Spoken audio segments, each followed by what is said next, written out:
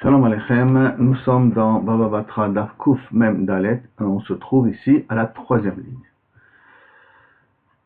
La Mishnah Agmar commence comme ça. Amrou Masheniach Abba, Areanu Osim, Veochlim, Ishbeoch Latzman. On a dit que si les frères grands disent aux jeunes, regardez qu'est-ce qu'Abba nous a donné, donc ça veut dire qu'on fait, on prend notre part, et ils ont pris ça et ils l'ont fructifié, l'usufruit revient à eux. Rav Safra Shabak Avu Azouzé. Rav Safra, son père lui a laissé de l'argent. Chaklenu, il a pris. Avad Bewiska, il en a fait du commerce, donc il a fait fructifier cet argent-là. Atou Aché, ses frères sont venus. Betavou Bedina, ils sont venus au Betadin, Kame de Rava devant Rava, leur disant, on avait dit dans la Mishnah, c'est la Emtsa, quand l'un des frères prend et fructifie les biens sans dire aux autres frères, je prends kilo kavichol les biens pour les fructifier, kilo je prends que ma part.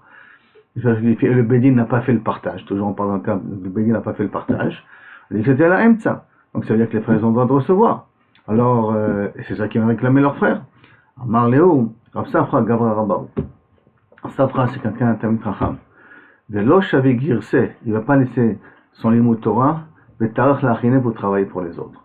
Le Limud Torah, il est assez important pour lui, de ne s'occuper que pour de son argent à lui. Qui veut dire que, automatiquement, Rav Safra, quand il a travaillé, c'est comme s'il avait dit Betsura Meforeshet, je prends ma part et je les ferai fructifier. C'est pour ça que vous n'avez pas le droit de prendre de l'usufruit de la plus-value pour votre part. Voilà l'autre cas dans la Mishnah. Aïcha, une femme qui a fait fructifier les biens, elle les a fait à moitié. Ça veut dire les Yetomim profitent de la plus-value.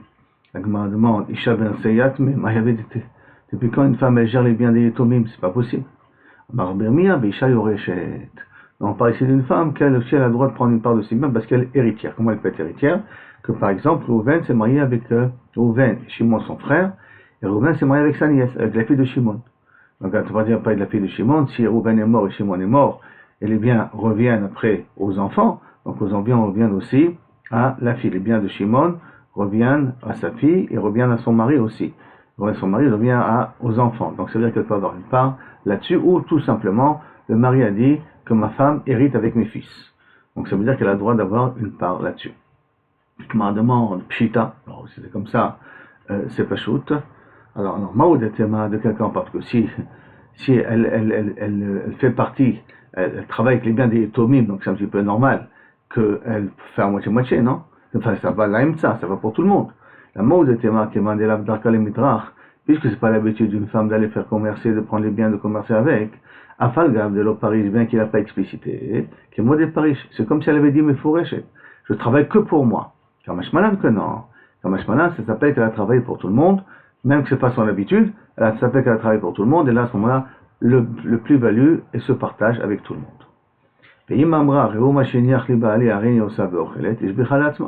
C'est-à-dire, regardez qu'est-ce que mon mari a laissé. Donc ça veut dire que il prend ma ktuba et je la fais fructifier. En l'occurrence, dans un cas où la ktuba, l'argent qu'il a laissé n'est pas égal à la valeur de la ktuba, donc elle a pas grand intérêt de partager avec les tomim. Alors dans un cas pareil, ce qu'elle a fait, elle a fait la plus-value pour elle-même.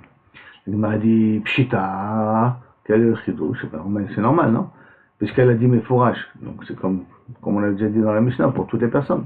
Maoud était marqué du fait qu'elle a fait fructifier les biens qui étaient pour l'instant aussi les biens des Tomim, mais les gens ils vont dire, waouh, t'as vu cette almana-là? Elle s'est occupée des Tomim, quoi la kavod là? Alors peut-être peut-être elle a été mochelet, et donc ça veut dire qu'elle accepte que, puisqu'on lui fait du kavod en lui disant, ouais, c'est une femme extraordinaire, regardez combien cette almana s'occupe, et donc elle a été mochelet, et là c'est la ça. C'est pour ça que normalement ça doit être un partage avec tout le monde. Kamashmalan que non. Kamashmalan qu'elle a pris pour elle-même. Amar Rabbi Chanina, parce qu'elle a dit, n'oublions pas, parce qu'elle a dit ça me fourche. Amar Rabbi Chanina, Amasi Isha Libno Gadol Bebait, quelqu'un qui marie son fils, son grand-fils, dans sa maison, la maison du père. Alors, ça veut dire que tous les smachot, tous les shevabrachot, tout le mariage, il a fait chez lui à la maison, et là-bas c'est le minag à l'époque, que lorsqu'on fait un mariage dans la maison du père, c'est comme le père lui fait acquérir aussi la maison, bien qu'on n'a pas fait de Masekinyan, ni Masekinyan, ni Maseshtar. Et là, on est Mahamid Dato, on comprend dans sa pensée que le fait qu'il a fait le mariage chez lui à la maison, là, qu'il a l'intention de lui faire acquérir la maison. Mais il y a des conditions. Et toutes les conditions sont halakha. Vedavka, à l'époque, je répète, à l'époque, parce qu'aujourd'hui c'est pas tout à fait la raison. En tout cas, Vedavka Gadol, Davka c'est son aîné, c'est le plus grand. Vedavka Betula, et Davka que la femme elle jamais été mariée. Vedavka Ishto Rishona, c'est le premier mariage de son grand-fils. Vedavka Sheisi Rishon, et Davka que Kavechol, lui il a marié en premier, c'est le premier des mariages de tous les frères. Il n'y a pas un plus jeune frère qui a devancé le grand frère. Il continue. Pshita yiched lo bait. Ça, je comprends dans le cas où il lui a réservé la maison. C'est vrai qu'il a dit, toi le mariage, on va faire chez moi à la maison. C'est lui qui l'a fait acquérir la maison. Aval bait valia. S'il a maintenant une maison à 2 étages, donc il a encore le grenier, il a l'étage supérieur. Bait valia. Bait kana alia lo kana. Il lui a fait acquérir la maison d'en bas, mais pas la maison d'en haut. Bait varsava. S'il a maintenant une maison et une mirpeset, c'est comme un balcon où il peut rentrer, on peut s'asseoir, mais qui est à l'utilité de la maison, Mao. Quel est le din? Est-ce qu'il lui a fait acquérir que la maison ou il a fait acquérir la maison avec le balcon? J'étais bâtim, c'est l'ifnimisé. 2 maisons, l'une à l'intérieur de l'autre. Disait, quel est le din? Mao teko. Et comme teko, donc le fils il n'a pas le droit de prendre, d'être marzik la maison. Mitiv et la Gemara pose une question, yiched lo aviv bait. Si le père lui a réservé une maison, vekle bait, et les biens de la maison, c'est-à-dire qu'il lui a donné les maisons et les ustensiles qu'il y a dans la maison, il a réservé. Tu peux utiliser tout ce qu'il y a à la maison, kle bait kana, les ustensiles de la maison, il a acquis le frigidaire, le gaz, le canapé et tout ça, bait lo kana, il n'a pas acquis la maison, c'est écrit mais pour elle, c'est que la maison il n'a pas acquis. Non, ici on parle que l'homme, le père avait laissé tous ses biens, tout son commerce se trouve dans cette maison-là. Mounach, Sharabi Mounach qui est déposé là-bas. Nardi Amre, Afilu, Beshofcha, de Yone. Même s'il lui reste là-bas, il y a un pigeonnier dans la maison qu'il a laissée, d'accord? Et alors à ce moment-là, il lui a pas fait acquérir la maison. Rabbi Yehuda le Rafapi Amar, Afilu Atzitsa de Arsana. Même s'il a laissé dans la maison une marmite avec des poissons frits comme ça, c'est le prix le plus bas qu'il y a, il n'a pas fait acquérir la maison. Marzoutra, Ansabe Levere, Marzoutra quand il a marié son fils, et il a fait marier à la maison, Tala les sandales, il a mis sa sandale, il a fait pendre sa sandale dans la maison. Pourquoi? Pour qu'on n'ait pas une avamina, que je te fais acquérir la maison. Voilà, j'ai laissé un de mes objets là-bas dans la maison, donc je ne t'ai pas fait acquérir la maison en question. Vachi Ansabe Levere, quand il a marié son fils, Tala be Ashisha, des Mishra. Il a posé là-bas un petit verre avec de l'huile. Amar Marzoutra, Anetlat Mile, Shaviu Rabbanan Kilcheta. Il y a ces 3 dinim-là. Les Chachamim ont considéré ça comme la halacha, mais Belotama, c'est-à-dire une halacha comme si c'était halacha le Moshe Misinaï. C'est-à-dire qu'il n'y avait pas ici de kaviachol, de raison logique pour cette halacha-là, pour ces halachot-là. Et là, c'est comme kaviachol, halacha le Moshe Misinaï. Chada, ha. Le premier, Kaviachol, c'est ce qu'on vient de dire là maintenant, que quelqu'un qui marie son fils grand à la maison, d'accord, il lui fait acquérir la maison, s'il n'a pas laissé des ustensiles dans la maison, n'oublions pas, il lui fait acquérir la maison, même qu'il n'a pas fait de Maaseh Kinyan.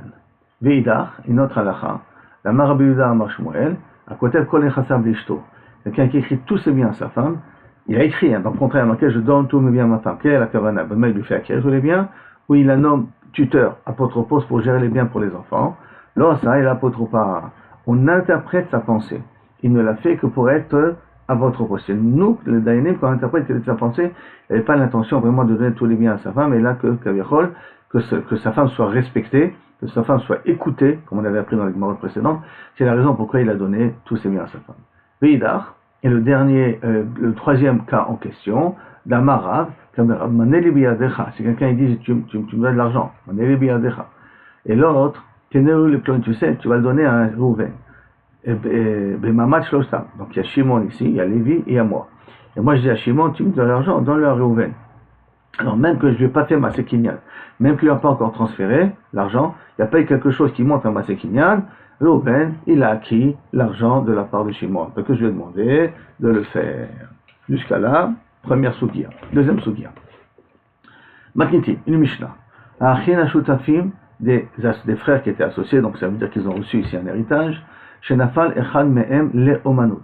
qu'un des frères a été nommé responsable du roi pour récolter les impôts, pour travailler pour le roi, et habituellement, on est bien payé. Donc ça veut dire que c'est un bénéfice pour toute la famille, bien qu'une personne a été choisie. Maintenant, pourquoi cette personne a été choisie? Pas forcément parce que son intelligence, c'est parce qu'ils avaient l'habitude de donner, le roi avait l'habitude de donner à chaque famille une fois la responsabilité de gérer ses biens. Par conséquent, maintenant, pourquoi il a été choisi? Parce qu'il fait partie de cette famille. Le roi avait choisi, maintenant le tort, c'était le moment à cette famille-là de gérer les biens du roi. Donc ça vient Bisrout le père. Comme ça vient du Bisrout le père, c'est pour ça que le bénéfice, la Emtsa, ça se partage avec tous les frères. Chala, s'il est tombé malade, Venitra pas et il a guéri, Nitra pas Meshel Atzmoum. Là, il doit prendre l'argent, il va se guérir, il doit payer les médecins avec son argent à lui. Tana. Comment c'est possible? La Gemara va essayer d'expliquer, d'accord? Bien entendu, la Gemara va expliquer c'est Bepshia, ça veut dire qu'il doit faire attention de ne pas tomber malade. Et comme on peut faire attention de ne pas tomber malade, la Gemara va expliquer. Tana, dans la Mishnah, Hay Omanut, que veut dire quoi cette Omanut là? Répondons, c'est l'Omanut Amelech. Il va travailler pour le roi, comme je vous ai dit, puis récolteur d'impôts, recevoir les doléances de la population pour les transmettre au roi. Donc il devient fonctionnaire du roi, et là il est bien payé. Tano Rabanan. Un des frères qui a été nommé récolteur d'impôts, Gabay, ou Pulmastus, était nommé policier, donc celui qui va gérer l'ordre ici. Si c'est par le fait que ça vient parce que c'est cette famille-là, alors alors le bénéfice, il vient moitié-moitié avec tous les autres frères. Si maintenant il l'a choisi parce que c'est quelqu'un qui est un bon comptable, ou c'est quelqu'un qui est assez imposant, qui sait faire régner la loi ici, donc c'est pas parce que c'est la famille, et là c'est parce que c'est ses qualités qui lui ont permis d'avoir ce poste-là, à ce moment-là,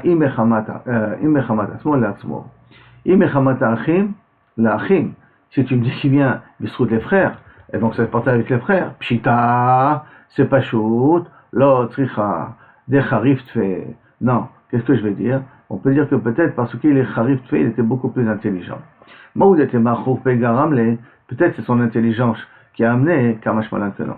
Ça veut dire que tant qu'on ne sait pas qu'il a été choisi vraiment pour lui-même, je parle du principe qu'il a été choisi par les frères et le bénéfice de sa paye va se partager avec tout le monde. Même si nous savons qu'il est plus intelligent que les autres. Tant qu'on sait que c'est pas Me'atzmo, qu'il n'a pas été choisi, Mishmot Hashivuto, alors on partage ensemble. Dans le Rabbanan, un des frères qui a pris de son zouz pour l'ilmot Torah. Super. Donc l'héritage a été venu, on n'a pas partagé l'héritage, il s'est permis de prendre une somme pour aller étudier la Torah. Or, l'ilmod omanut pour apprendre un métier, pour après pouvoir subvenir à ses besoins. Yacholim ha'achim lomarlo, il peut le dire, imata etzlenu, si tu habites avec nous, yesh lecha mezonot. Tu as le droit de manger avec la tfousa, avec ceux qu'il y a dans la maison. Mais im en ata etzlenu, si tu n'habites pas avec nous, en lecha mezonot.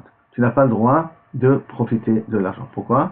Parce qu'il y a une notion, comme on dira, birkat habayit. Plus il y a des gens dans la maison, plus il y a la bracha dans la maison. Moins il y a des gens dans la maison, moins il y a la bracha dans la maison. C'est pour ça qu'aussi, le nombre d'enfants ne compte pas pour savoir combien je dois gagner, mais parce que plus j'ai des enfants, plus j'ai des responsabilités, plus chaque jour il est obligé de m'envoyer. Donc, en lecha mezonot. V'lit voulait, et kolecha deité.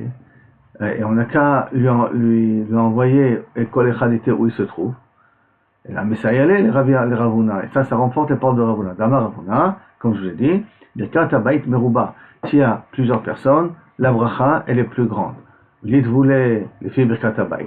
Et on n'a qu'à lui donner suivant les proportions, puisque dès qu'il a quitté, ça a diminué la bracha. On sait combien on gagnait avant, quand on était tous ensemble, on était 5 ensemble, on gagnait 20 000 shekels.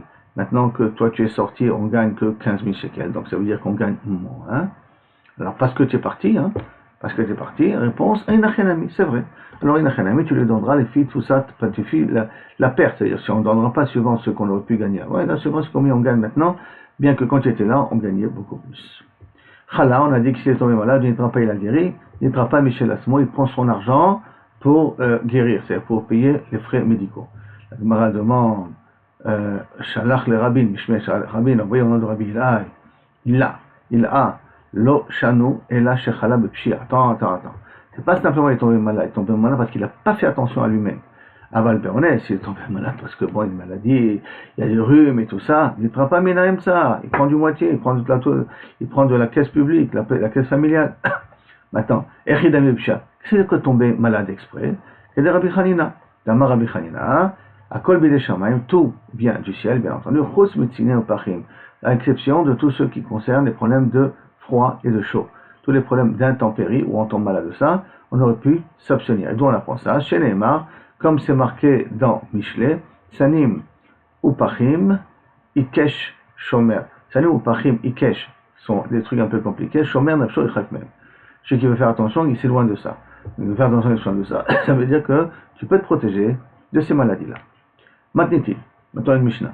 Ha'achim she'asu miksatan, nouveau sujet donc. Ha'achim she'asu miksatan shushvinut. À l'époque, ils avaient une habitude, que je suppose qu'elle existe dans certaines communautés aujourd'hui. Quand je t'invite à mon mariage, tu viens à mon mariage, tu es sameach avec moi, mais tu donnes de l'argent. Tu donnes de l'argent. Par contre, quand maintenant on m'invite à son mariage, je dois lui rendre cet argent. Et si je lui rends pas cet argent, c'est comme une dette. Et on peut même la faire sortir au Betadine. Même au Betadine, on peut la faire sortir.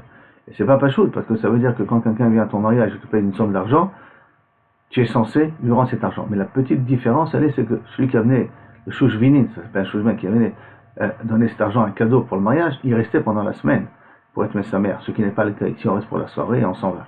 Mais néanmoins, c'est pas évident. On vient dans un mariage, on te donne un cadeau, pense à rendre ce cadeau-là, et c'est pas de la mesquinerie, hein. C'est pas, ouais, il fait ses calculs et tout, combien tu m'as donné pour voir combien je vais rendre. Non, il y a un inyan, on voit d'ici qu'il y a un inyan de pouvoir rendre ce qu'on a reçu. Bien entendu, quand on a reçu de quelqu'un de très riche, une personne qui n'a pas les moyens, on sait qu'il a fait une tzedaka en vérité. Et là, je crois que le riche, il est mévater, il n'attend pas que le pauvre lui rende cette somme. Ça, c'est vadaï. Surtout quand c'est déjà une grande différence de bien entre eux. Et en tout cas, donc, Achim She'asu Miksatan Shoshvinut.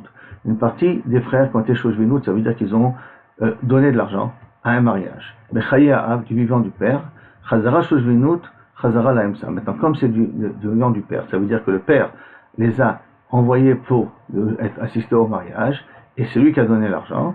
Quand il leur rend l'argent, quand les enfants se marient et on leur rend l'argent, alors la Emsa, ça se partage avec tout le monde. Parce qu'il faut savoir que ces cadeaux-là qu'on se transmet peut se faire encaisser au bétadine. Aval, mais si c'est pas de l'argent, et là, moi je t'aime comme ça, j'envoie, et c'est pas un mariage, hein, j'envoie des kadeyain, des kadeshemen, j'envoie des biens, j'envoie des denrées à une personne, je peux pas me dire comme je t'ai envoyé, renvoie-moi. Je t'ai amené un cadeau, ramène-le. Je me suis fait inviter chez quelqu'un, j'ai amené une bouteille de vin. Ça ne veut pas dire que lorsqu'il va se faire inviter chez moi, j'attends qu'il m'envoie une bouteille de vin. Le fait d'envoyer comme ça de la nourriture, ça s'appelle du Milut Rasadim. Et donc, comme ça dit, bien entendu, je ne romps pas. Maintenant, la Gemara a dit que Achim She'asu Miksatan Shushvinin, Bechaya, la Emsa, quand on rend tout le monde en profite du remboursement. Rimin Hi, il y a un objet, pourtant, Shalchou Lo Haviv Shoshvinut. Si on a envoyé Shalchou Lo Haviv Shoshvinut, j'ai Choseret Lo. Si maintenant le père a envoyé une personne spécifique à donner de cadeaux à un mariage, quand cette personne rend le cadeau, rend à la personne qui l'a envoyé. Choserim Choseret Lo. Nishlecha Le Haviv Shoshvinut. Si on a donné au père la Shoshvinut, chez Choseret Mina Emtsa. Quand on rend à ce moment-là de la moitié. Ça veut dire qu'on a donné au père, que le père s'est remarié avec une autre femme, l'homme Shanema. Quand on rend cet argent-là, la Emtsa, on rend ça par moitié. Mina Emtsa. Choseret Mina Emtsa. Ça veut dire qu'on prend de l'argent du père pour rembourser à la personne qui a amené les cadeaux pour leur père. Amar Rabbi, ça voudrait dire aussi que si maintenant quelqu'un a donné au mariage, il a donné au père, il n'a pas donné au marié. Alors ça veut dire que c'est de l'argent du père qu'il faut rendre à cette personne-là. Parce que si je donne au marié, c'est Besséder. Donc on revient dans le dîme de Chouchvini, je dois rendre au marié, le marié doit rendre. Mais si maintenant on a donné au père, maintenant c'est du père à rendre, pas au marié de rendre. Hein, parce que des fois, j'ai vu dans les mariages, on dit à la personne, tiens, c'est pour toi, c'est pas pour les mariés, c'est pour toi, parce qu'on sait que tu as des dépenses pour le mariage. Donc ici, Choseret Mina Emsa. Amar Rabbi Assi, Amar Rabbi Yochanan. Alors comment c'est possible? Là, tu m'as dit que c'était la Emsa. Quand il a envoyé quelqu'un, c'était la Emsa. Amar Rabbi Assi. Rabbi Assi, il répond lui-même à ça. Amar Rabbi Yochanan. Kitanan nami bematnitin ishlacha le'aviv nan. Donc tu sais quoi, tu peux expliquer dans notre Mishnah qu'on parle qu'il a été ishlacha le'aviv, ça n'a pas été envoyé pour les enfants et là pour le père. Veha achin she'asu miktsatan shushvinin. Il a marqué non, il a marqué que une partie des frères sont devenus shushvinin, donc c'est pas au père.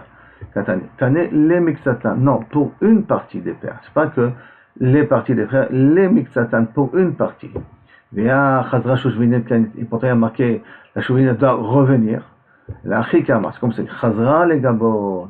Elle revient de telle sorte qu'on peut venir se faire encaisser. À ce moment-là, nikbit la emtsa, on se fait encaisser la moitié. Pourquoi? Parce que ça a été donné d'Afka au père. Rabbi Assi Amar, lo kasha. Rabbi Assi, non, tu sais quoi, je vais te donner, toi c'est au nom de Rabbi Yochanan, moi je vais proposer une meilleure réponse. Rabbi Yochanan, lo kasha. Kan bistan, kan ben faresh. Là, quand le père il envoie stam, et lorsque le père il envoie en expliquant. Ça veut dire que lorsqu'il a envoyé le cadeau, il a envoyé bistam. Il n'a pas dit spécifiquement je veux un tel. Il a envoyé. Il y en a un qui a pris et qui a amené le cadeau à la personne. Là, ben mefaresh. Là, par contre, là, on parle dans un cas comme mefaresh. Ça veut dire qu'il a été explicitement dit je veux que toi tu envoies le cadeau à la personne. C'est pour ça que lorsque ça revient d'Afka à cet enfant là. Quel détail comme c'est marqué? Shalach lo aviv. Si le père il a donné l'argent de Shalach lo, spécifiquement par lui l'argent, alors à ce moment-là, Shushvinut l'achir, la même pour une personne, que chez vous, Choseret lo, parce qu'il a dit Shalach lo aviv, d'accord? Il a bien précisé, je veux que tu envoies de cette manière-là, toi. Shalach aviv, si le père il a envoyé avec un des enfants sans spécifier, Shushvinit stam, Choseret la emsa, elle revient dans la caisse familiale. La Gemara maintenant, elle veut essayer d'expliquer d'une façon différente que Rabbi Amzi et Rabbi Assi. Beshmoel Amar, Acha beyabam maskinan. Ici on parle d'un yabam. Ça veut dire que il y avait un mari qui avait reçu des cadeaux, qui était marié, et donc il leur rend des cadeaux. Le problème il est que maintenant, ou qu'il avait envoyé des cadeaux, on va dire plus précisément. Il avait envoyé des cadeaux, pas il avait pris des cadeaux, il avait envoyé des cadeaux, et il est mort, et il a laissé sa femme sans enfant. Donc elle va faire une avec le frère.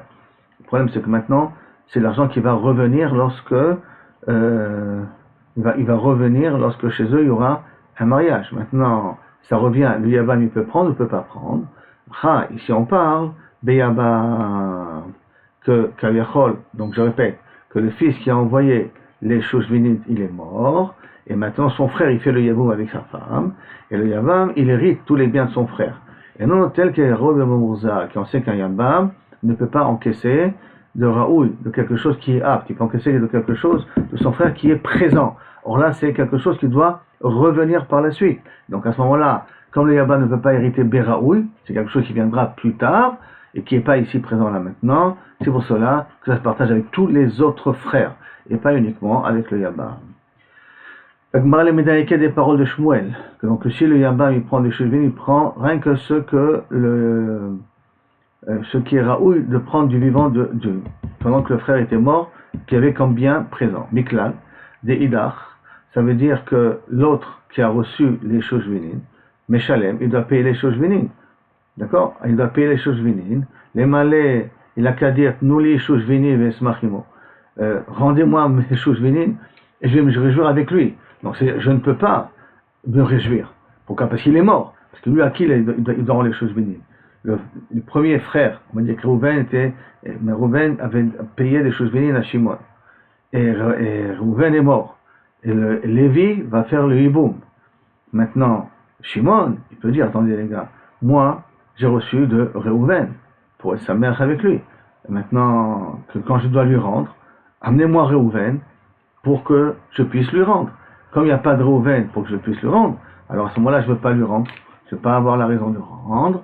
La Gemara, elle ramène qu'il y a un nyan comme ça, comme une tana comme ça, mais l'otania, est-ce que c'est pas déjà écrit un din qui ressemble à ça, dans une braïta, dans le din de Kiddushin, qu'elle est morte une femme après les Yerousim. Donc ça veut dire que ils ont fait les Kiddushin, ils n'ont pas fait les Nisuin, ils n'ont pas fait la Choupa, il y a eu des cadeaux, et elle est morte au milieu.